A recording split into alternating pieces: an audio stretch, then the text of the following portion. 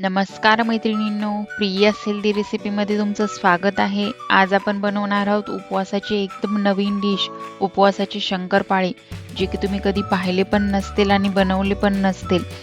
जास्त दिवसाचा उपवास असेल, 9 दिवसाचा उपवास, नवरात्राचा, किंवा कधी बाहेरगावी जायचं असेल, ट्रॅव्हलिंग करायची असेल, उपवास असेल, तर स्नॅक्स म्हणून तुमच्यासोबत हे तुम्ही ठेवू शकता. एकदम छान होतात. चला तर मग रेसिपीला आपण सुरुवात करूया. त्यासाठी आपल्याला पहिल्यांदा दूध घ्यायचं आहे. हे बघा, 1 वाटी मी मोठ्या वाटीनं दूध घेतलेलं आहे. त्यामध्ये पिठी साखर टाकायची. त्याच्यापेक्षा कमी पिठी साखर घेतली. तुम्हाला गोड हवा असेल तर तुम्ही आणखी पण टाकू शकता. त्याच्यापेक्षा कमी तूप टाकायचं. म्हणजे जेवढं आपण दूध घेतलं त्याच्यापेक्षा कमी कमी टाकत जायचं. थोडंसं त्यामध्ये मी मीठ टाकत आहे. गोड पदार्थ असो या तिखट, मीठानं एकदम छान चव येते. गोड पदार्थ असला तरी त्यामध्ये थोडंसं मीठ टाकायचं. आता आपल्याला पीठ लावून घ्यायचं.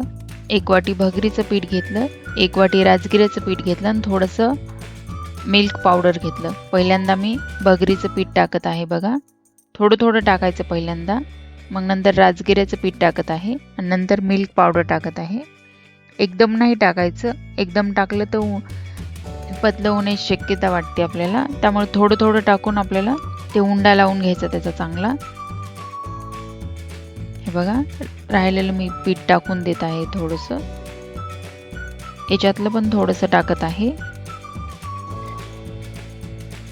आणि हे चांगलं मिक्स करायला पहिल्यांदा चमच्यानं. हे बघा, जास्त पतला नाही उंडा होऊ द्यायचा आपल्याला, थोडा घट्टच लावायचा आहे उंडा. हे बघा,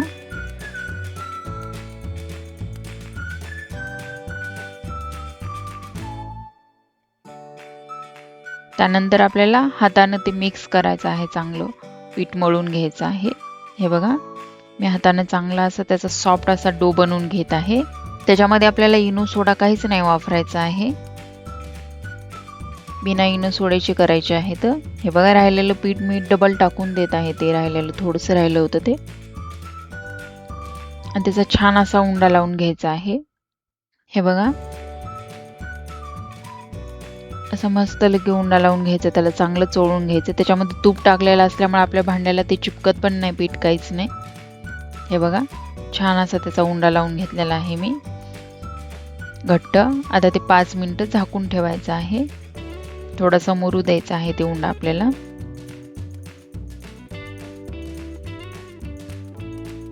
हे बघा, 5 मिनिटाच्या नंतर एकदम छान झालेला आहे उंडा, चांगला मुरला. ते डबल एकदा थोडासा मळून घ्यायचा आपल्याला. त्याची आपल्याला पोळी लाटून घ्यायची. हे बघा, छोटासा गोळा बनवून घेतला मी त्याचा. थोडासा हलकासा प्रेस करायचा आणि त्याच्या अद्दर हलक्या हाताने पोळी लाटायची. एकदम जास्त नाही लाटायची, म्हणजे जोरात. हे बघा, एकदम छान अशी लगे. मी त्याच्यामध्ये थोडीशी इलायची टाकली होती, तुम्हाला सांगायचं विसरले. हे बघा, थोडीशी जाडसरच पोळी घ्यायची आहे, जास्त पतली नाही लाटायची. आणि त्याचे साईडचे काठ आपल्याला कट करून घ्यायचे आहेत. हे बघा, मी कट करून घेत आहे. तुम्हाला हव्या त्या शेपमध्ये तुम्ही कट करू शकता शंकरपाळे. हे बघा, छान असे मी कट करून घेत आहे ते शंकरपाळे. जास्त दिवसाचा उपवास असला, प्रवासात तुम्हाला कुठे जायचं असेल तर करून सोबत नेण्यासाठी एकदम छान आहेत. आषाढी वारी राहते, कोणी आषाढी वारीसाठी जातं, उपवास राहतं तिथं, त्यावेळेस पण छान आहे. तर ही रेसिपी एकदम छान आहे.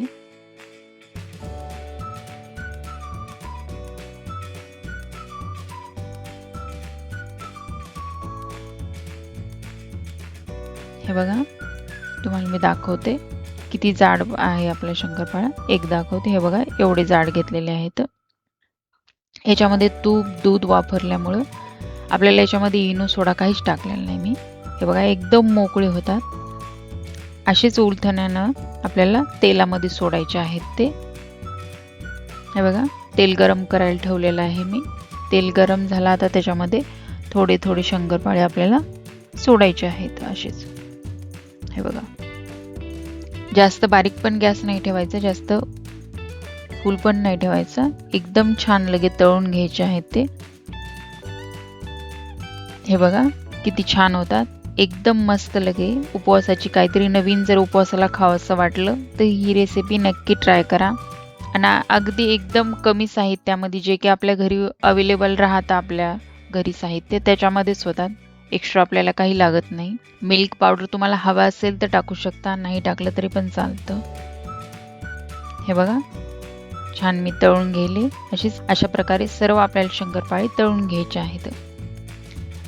हे बघा तयार आहेत आपले उपवासाचे एकदम झटपट कुरकुरीत आणि खमंग शंकरपाळी. रेसिपी आवडली असेल तर लाईक करा, शेअर करा आणि चॅनलवर नवीन असाल तर चॅनलला सबस्क्राईब करा. धन्यवाद.